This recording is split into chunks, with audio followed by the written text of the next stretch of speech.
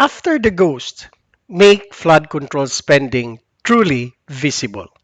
Hi, this is an hour with Sir Noni editorial. When a nation drowns, excuses won't float. This week, Public Works Secretary Manuel Bunuan acknowledged in Senate Blue Ribbon hearing that some flood control projects, particularly in Bulacan, were ghosts, existing on paper but not on the ground. His words didn't just sting, they confirmed what many communities living behind sandbag dikes already suspected. The Department of Public Works and Highways says a probe is underway. The Commission on Audit has ordered fraud audit. Even the budget chief has publicly vowed there's no more room for imaginary projects. Good. Now, prove it with radical transparency that citizens can verify. The stakes could not be higher. Bulacan's river towns, Kalumpit, Hagonoy, Malolos, are now shorthand for relentless inundation. If billions were siphoned to phantoms, then every family who waded through chest deep water paid for the theft twice. First in taxes, then in lost safety and livelihoods. COA fraud audit must be uncompromising and public facing, with case files, findings, and recommendations proactively disclosed, not buried in annexes that only procurement lawyers can decipher. But audits after the fact are not enough. We need to design out darkness that lets ghosts thrive. Here are my unsolicited opinions that may be taken a look. Number one, a live public project registry with ground truthing. Every fraud control project, past, ongoing, planned, must have a unique ID and a public page showing full contract documents, contractors and beneficial owners, line item cost, geotag plans, work schedules, disbursements, change orders, punch list status, and photo video evidences stamped with time and GPS updated weekly. Citizens should be able to click a map pin and see if the riprap, revetment, or dredging is actually there. Number two, independent verification using satellite and drones.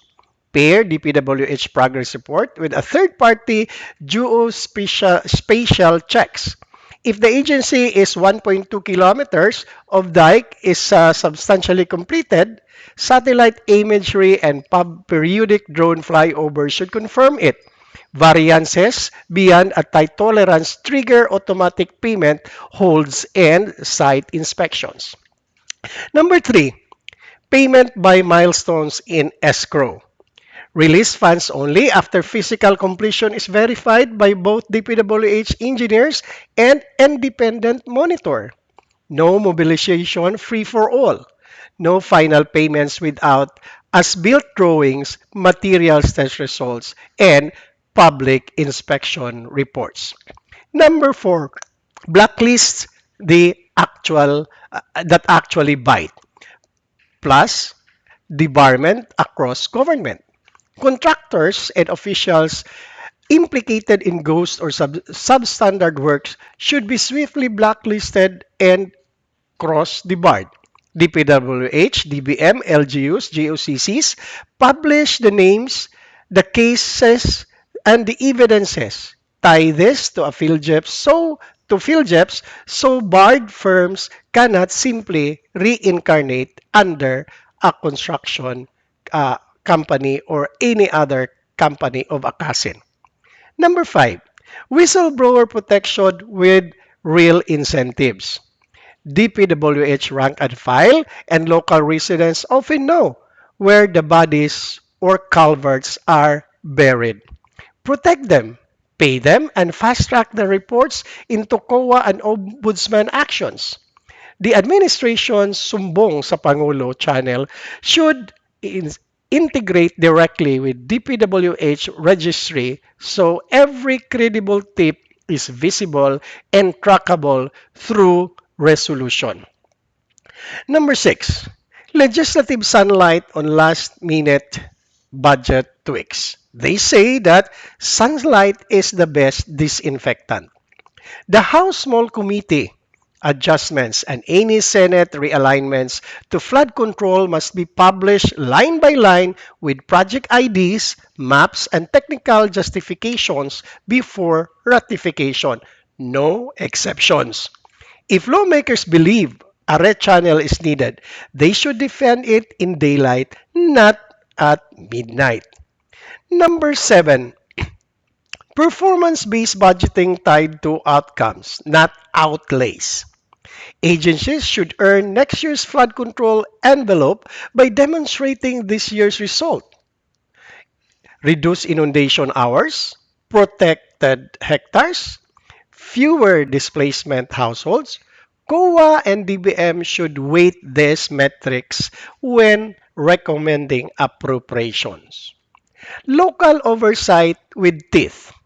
Form as citizen flood monitors, engineers, academe, fisher folks, barangay leaders who can log site visits through a simple app.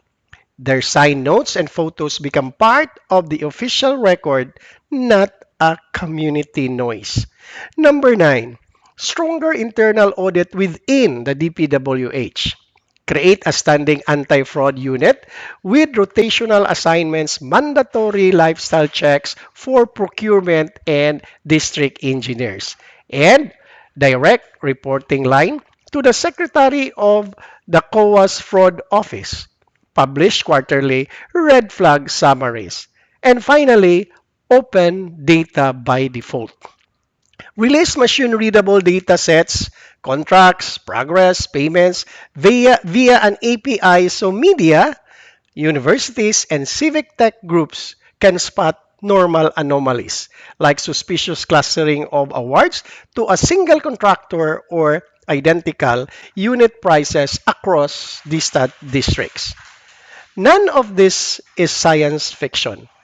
Cities from Jakarta to Seoul already use open dashboards, geotag progress logs, satellite checks, and milestones-based payments for public works. In fact, DPWH may have been practicing this. The Philippines can too, especially now what the DPWH chief himself has admitted the problem and COA is on the case. Let's be clear. Ghost projects are not victimless paperwork crimes. They are deliberate acts that worsen floods, hollow out trust, and turn disaster funds into private fortune. The only cure is oxygen, total transparency that lets taxpayers, auditors, and courts see the truth in real time. If the government wants credibility, it must move beyond press statements to verifiable systems the public can touch and test.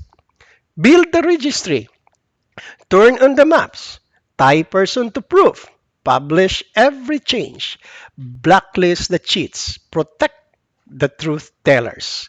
When we do, if we do, and the next time the rain comes, our defenses will be concrete and not imaginary. Thank you for watching.